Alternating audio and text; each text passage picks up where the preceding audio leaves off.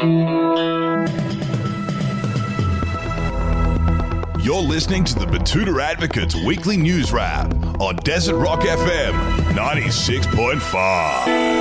G'day, my name's Bruce Hitchcock and you're listening to the weekly Betoota News Bulletin, coming to you live from the Old City District in downtown Betoota.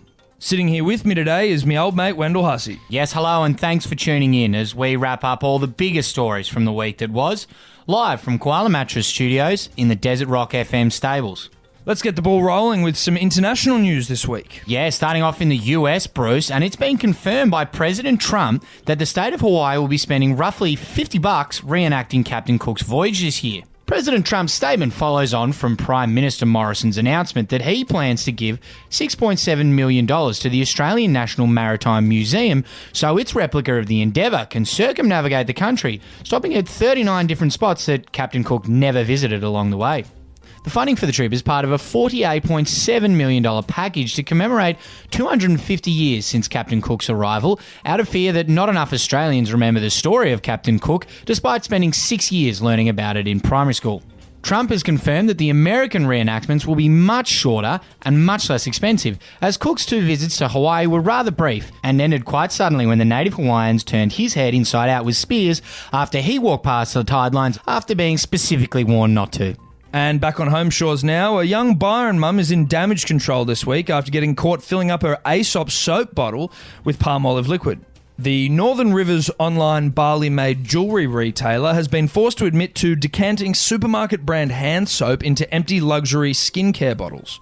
The controversial practice, known locally as asiphoning, is considered to be an ultimate taboo in the region, which is mostly made up of elite Sydney and Melbourne expats who don't really need to work a 9 to 5. Witnesses say they had no choice but to feel sorry for the alleged perpetrator and immediately began insta-messaging friends about whether or not the young family at the centre of the scandal were going through hard times financially and whether or not they should set up a GoFundMe page for them. The mother explained, while she is embarrassed a little, she will be sticking to her guns as it is very expensive to dress her 3 kids in off-white linen and that she needs to save a few pennies here and there, with the Aesop bottles being the first thing to take a bullet. And in news back home in town now, a local moron has wowed his friends with his stupidity this week.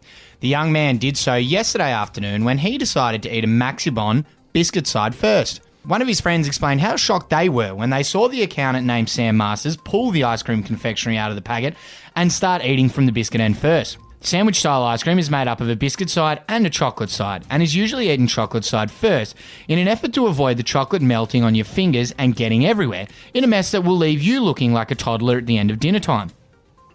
The chocolate-smeared Masters spoke to us immediately after the consumption of his Maximon and explained that he would be re-evaluating his eating practices and taking all of his friends' advice on board.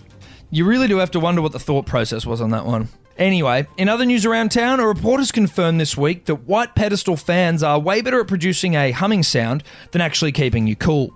While many turn to the fans as a refuge from these restless nights of high heat, it has been confirmed that they will do next to nothing to keep you cool.